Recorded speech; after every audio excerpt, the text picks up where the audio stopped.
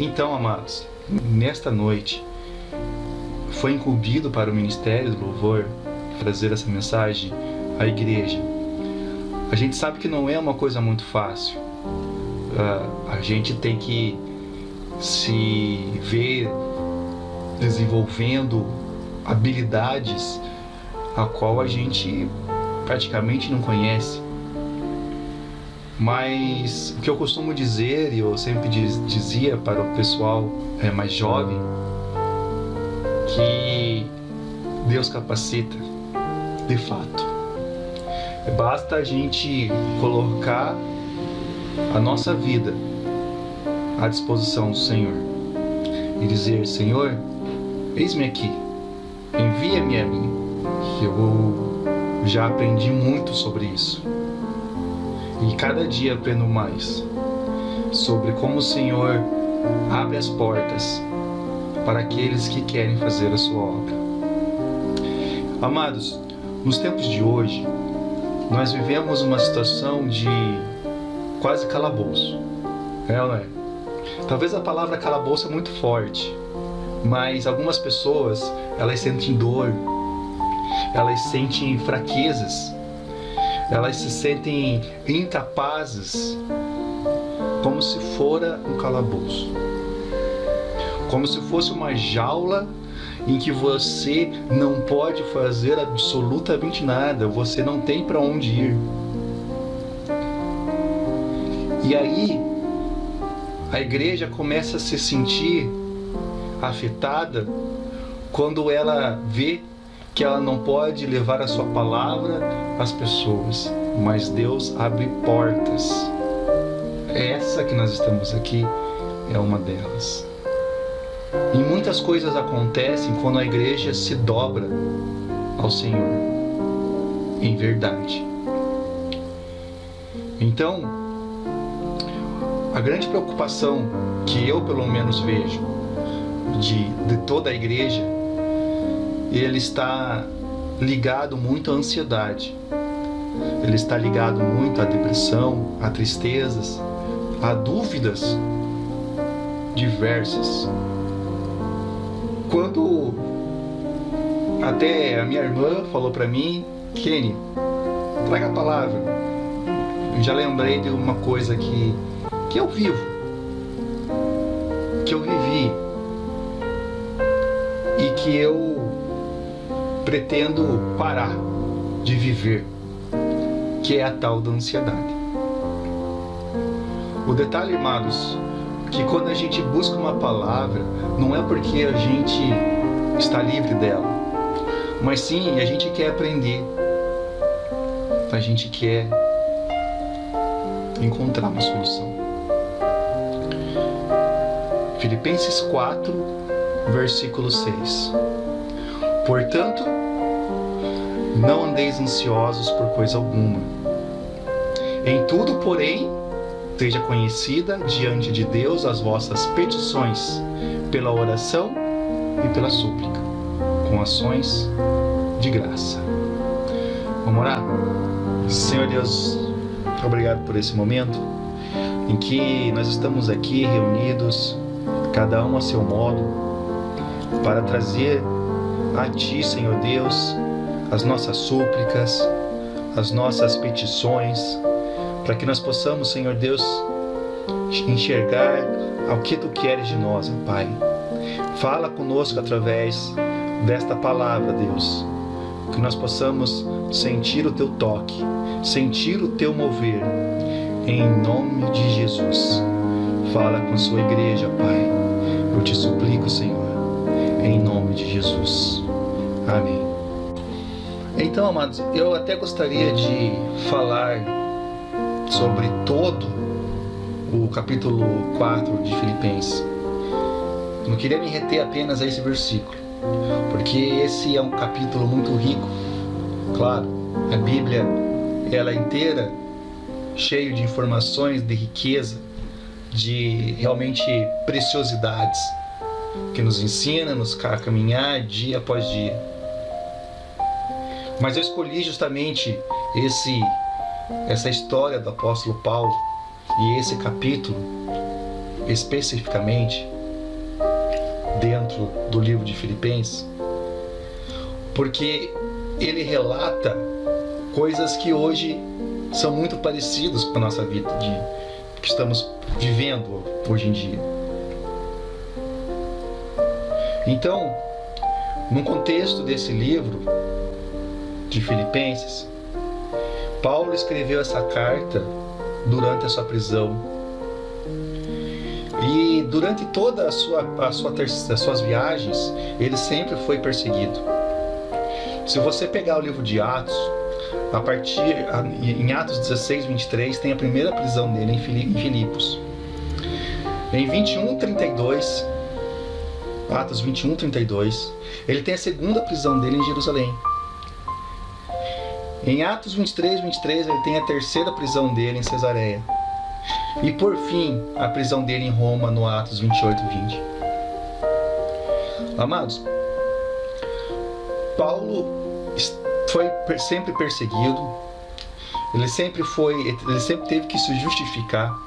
Inclusive a prisão dele em Roma é um pedido que ele fez a César, porque ele queria se defender, e só lá ele conseguiria se defender. Então ele saiu da prisão de Cesareia, pediu a César: me prende aí em Roma, me leva até Roma para que eu possa ser julgado, mas eu possa me defender. E assim ele sai de Cesareia, ele entra num barco, ele chega até a naufragar, quase naufragar. Ele acaba chegando na ilha de Malta, conhece ali muitas pessoas, mas ele fala: não, meu destino é Roma, porque eu quero me defender diante do meu povo. O detalhe é que quando ele chegou lá em Roma, ele ficou em sua residência, ele não ficou preso num local qualquer. Ele ficou preso na sua casa, junto com o oficial de Roma. E ele teve que se manter em Roma. Mas ali ele escreveu, em meio a uma prisão domiciliar, essa carta a Filipos. Alguma coisa meio parecida com o que a gente vive hoje. Então, Paulo, ele era uma pessoa, ao meu entender, e quando a gente lê um pouco dos textos bíblicos escritos por ele, a gente vê que ele era uma pessoa meio melancólica. Ele não era uma pessoa alegre, extrovertida, animada o tempo todo. Ele sabia do que ele tinha que fazer. Ele tinha uma missão. Ele estava focado naquilo que ele precisava fazer. Mas ele chega a relatar que viver é em Cristo, morrer é lucro. Depois ele fala ainda: tenho o desejo de partir, o que é incomparavelmente melhor. Ele queria morrer mesmo. Ele tinha uma melancolia ele era tão melancólico, que para ele a morte era lucro. E não é. Não está errado, obviamente, Paulo, com certeza. Era melhor. Porque as perseguições que ele tinha, ou a vida que ele tinha, prisão, não podia sair para lugar nenhum, né? Ele passou anos preso. Mas ele sabia que ele tinha uma missão. E ele tinha uma intimidade muito grande com essa igreja em Filipenses. Ele escreve a carta de Filipenses como ele se estivesse escrevendo para um amigo. Porque a igreja foi fundada, inclusive, por ele. E então ele começa a escrever, exortando a igreja, falando da alegria cristã, falando dos falsos profetas, falando da soberana vocação. Enfim, ele começa a falar bastante coisas para a igreja, para animá-la. Mas aí ele chega no capítulo 4, ele abre o seu coração. Ele fala como se estivesse falando com um amigo íntimo. Então, No capítulo 4, no versículo 1, ele fala assim: portanto, meus irmãos amados e muito saudosos, minha alegria é coroa, sim, amados. Permanecei deste modo firme no Senhor. Versículo 2: rogo a Evódia e rogo a Sintique, pensem concordemente no Senhor.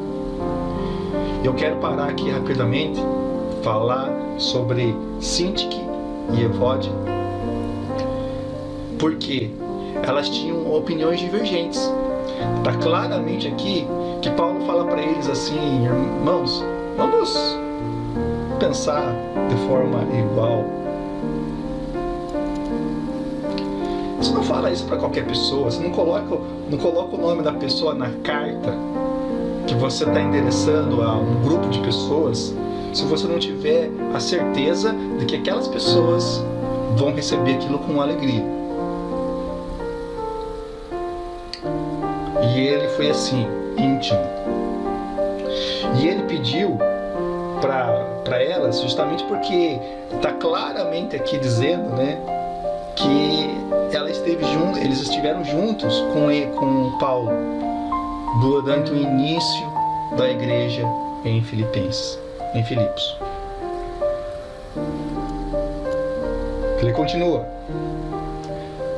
no versículo 3: a ti, fiel companheiro de jugo, também peço que auxilies, pois juntas se esforçaram comigo no Evangelho, aquilo que eu falei. Também com Clemente e com os demais cooperadores meus, cujos nomes se encontram no livro da vida. E aí ele vai começar a falar sobre alegria.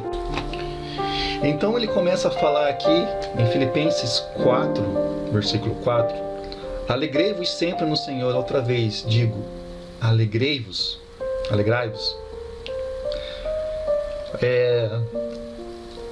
Ele não fala uma vez, ele fala duas. E quando ele fala duas, é como se ele estivesse pegando. Imagine Paulo assim, olhando a pessoa, cabeça baixa, triste. Então ele pega a pessoa assim, fala assim: alegrai-vos no Senhor. Aí ele ergue a cabeça, que a pessoa olha nos olhos dele e ele fala: alegrai-vos. Alegrai-vos no Senhor. Porque esse é o desejo. Perto está o Senhor. Voltando um pouquinho: seja a vossa moderação conhecida a todos os homens. Perto está o Senhor. Então ele falava assim: alegrai-vos, mulher. Alegrai-vos, homem. Perto está o Senhor.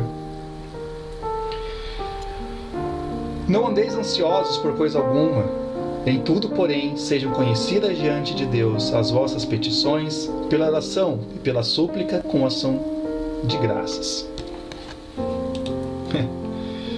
Paulo falando, não andeis ansiosos, né? Imagine uma pessoa presa. Será que Paulo não tinha uma certa ansiedade de querer sair dali e querer pregar para multidões, querer falar do Evangelho? Será que ele não tinha vontade de falar de Cristo? Se ele, com todos os problemas enfrentados, inclusive uma prisão domiciliar, algo que nós mesmos estamos passando e sentindo, se ele tem motivos para se alegrar, se ele orienta a igreja, se ele com tamanho deleite, com tamanha alegria, porque nós, como igreja, sentimos muitas vezes dificuldades em demonstrar esse júbilo. O que fazemos de errado? Seriam os anseios, a depressão causada pelas necessidades que supostamente sentimos? Ou seriam as paixões que não temos desfrutado nessa vida? Então, veio para mim em mente aquele versículo: portanto, não andeis ansiosos por coisa alguma. Em tudo, porém, sejam conhecidas diante de Deus as vossas petições pela oração e pela súplica, com ação de graças, que é o versículo inicial. E essa primeira demonstração que tem nesse versículo é justamente: não andeis ansiosos.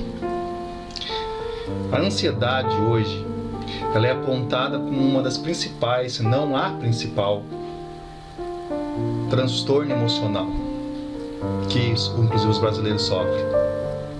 Segundo o estudo da OMS, aproximadamente 18,6 milhões de pessoas hoje sofrem com ansiedade, que isso é quase 10% da população brasileira. E creia que isso não é de hoje. Essas ansiedades não é de hoje.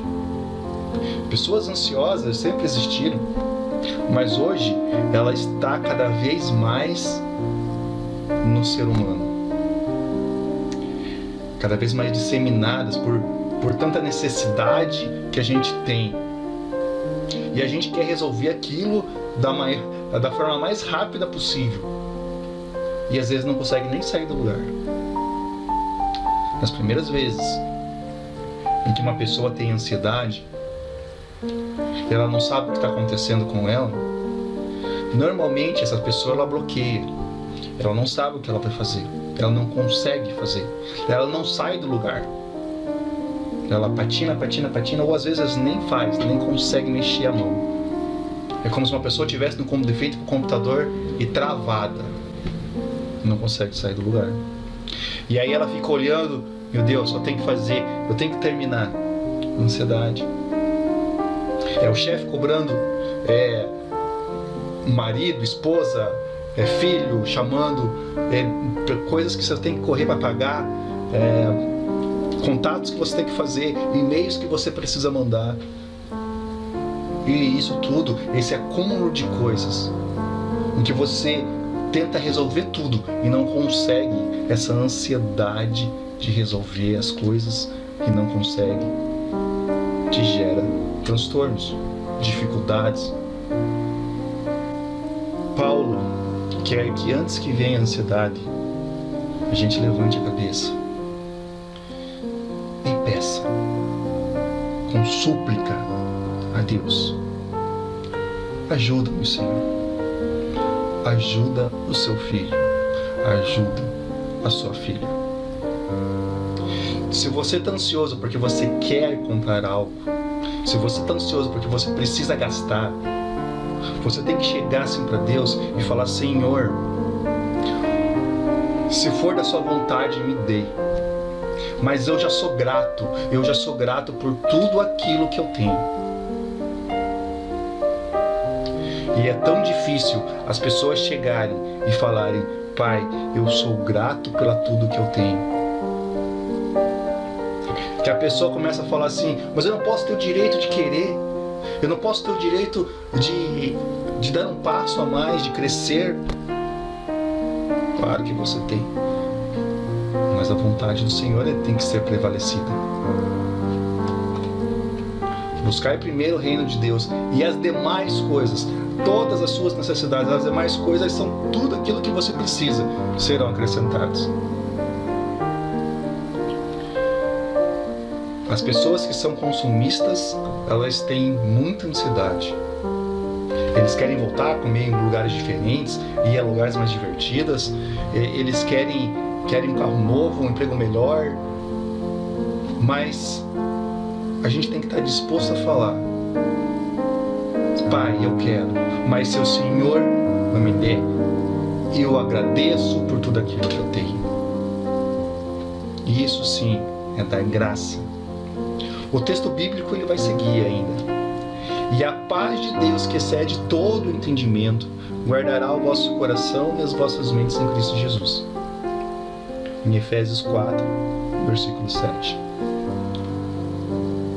Amados, quando você coloca tudo nas mãos do Senhor, quando você se deleita no Senhor, o Senhor te trará a paz que excede o entendimento.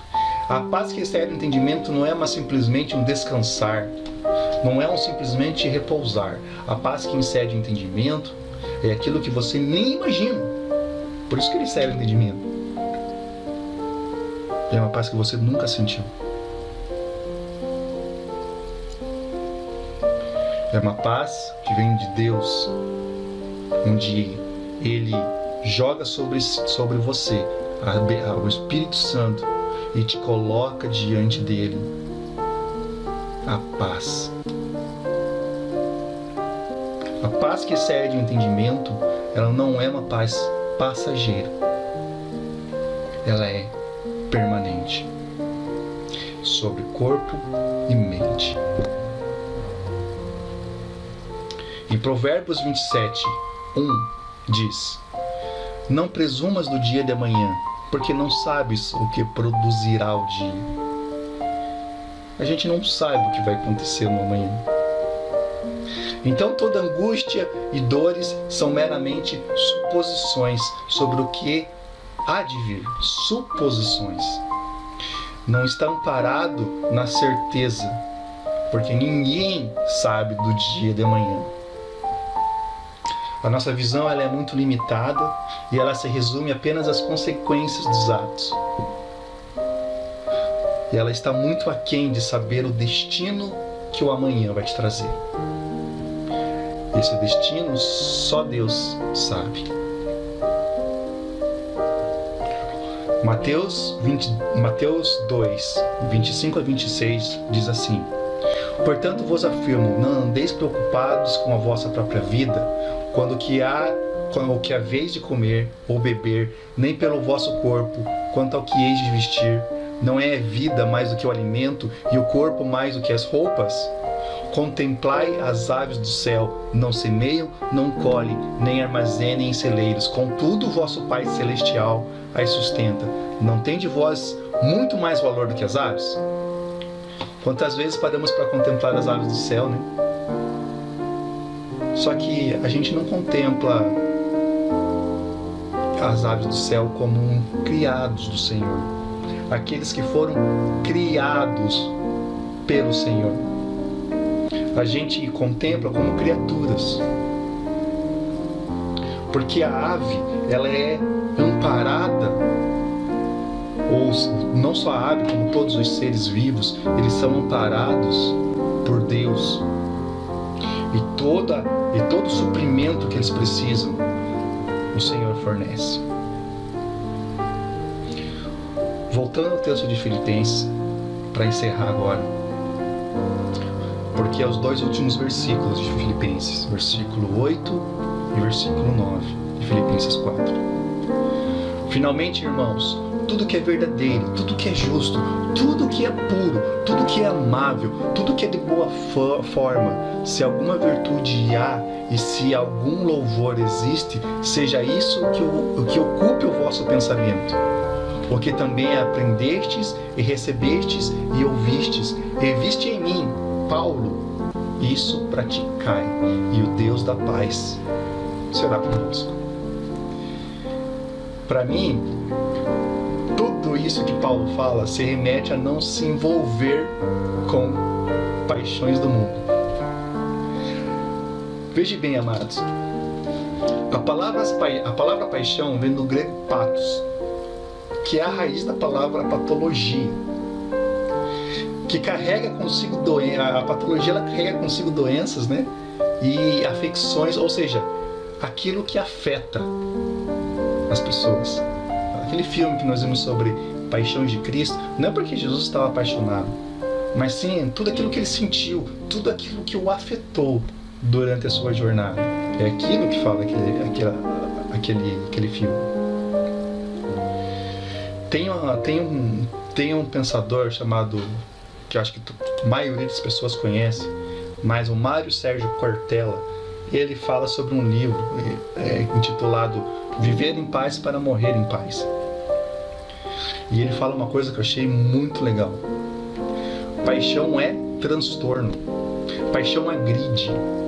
A paixão é a suprema negação do óbvio. Sabe o que é a suprema negação do óbvio? Tá claro que ele vai se dar mal. Não vou me dar mal não. Tá se negando. Você se envolve com algo. Você se apaixona por algo. E a paixão, ele é um transtorno que te agride.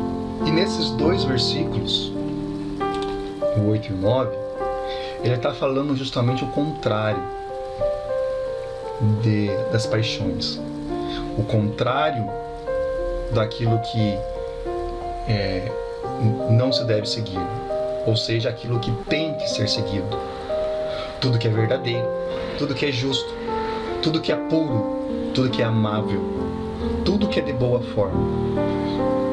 Se alguma virtude há, se algum louvor existe, seja isso que ocupe o vosso pensamento. Vírgula. Grifo meu. Fugir das paixões. Inclusive, essa é uma frase que Paulo dá a Timóteo. Essa é uma orientação que Paulo também deu a Timóteo. Em 2 Timóteo 2,22. Fugir das paixões. Vivei de tudo aquilo que é bom, de tudo aquilo que não te agride. Vivei daquilo que é agradável e perfeito para ti. O que aprendestes e recebestes e ouvistes e vistes em mim, isso pratica. E o Deus da paz será convosco. É assim que nós devemos andar, a enxergar as coisas boas desse mundo e praticar aquilo que o Senhor pede que pratiquemos. Pratiquemos o amor, pratiquemos o companheirismo, pratiquemos a bondade, pratiquemos a pregação, pratiquemos o louvor, pratiquemos a oração, praticar aquilo que é bom e fugir das paixões desse mundo, porque elas são terrenas e passageiras. Ela simplesmente se dissolve. Quando você termina de, digamos assim, praticar a tua paixão, você quer praticar outra paixão. A paixão, ela é viciante, ela é cega e ela te tira totalmente do teu norte. Então, amados, eu quero concluir aqui dizendo que aquele que busca a paz, que excede todo o entendimento, como diz no versículo 7, deve fugir das paixões e descansar no Senhor, deixar as ansiedades na cruz, se concentrar no alvo que é Cristo, deixar cair sobre Ele todas as nossas ansiedades e se manter firme em Sua palavra, meditando de dia e de noite. Nossa mente é limitada. Nesse mundo cheio de informação e necessidades, acabamos nos deparando com as dores que só o Senhor pode nos curar, amados. As nossas fraquezas intelectuais, o nosso desgaste emocional só submergirá se olharmos para o alto. Amém? Vamos orar, amados. Senhor Deus, nós te agradecemos por essa palavra, Senhor. E que nós possamos realmente olhar para Ti, ó Deus. E que nós possamos sentir de Ti, ó Pai, tudo aquilo que Tu queres para a nossa vida, Pai. Que nós consigamos enxergar as boas coisas desse mundo. E reter aquilo que é bom. E sentir da paz que vem de Ti, ó Pai. Que nós possamos fugir das paixões. Que nós possamos deixar as ansiedades para trás. Que nós possamos descansar em Ti, dia após dia. Que o Senhor possa entrar em cada lar, em cada casa. Trazer às pessoas essa mensagem de conforto. Sabendo que o Senhor é um Deus que está perto e não está longe, ó Pai. Sê conosco, ó Deus. Sê com a Sua igreja. Para que nós possamos enfrentar todas essas dificuldades, ó Pai. Que se formos para permanecer mais em casa, permanecer mais afastado, permanecer em isolamento, que seja feita a tua vontade, mas que principalmente, ó Pai, que a tua igreja permaneça firme, que a tua igreja permaneça trazendo a mensagem, que a tua igreja permaneça te louvando e te engrandecendo. Nós te louvamos, ó Pai, porque até aqui o Senhor nos ajudou, Senhor, e tu continuará a nos ajudar. Mais uma vez eu te peço, Senhor, em nome de Jesus. Amém e amém.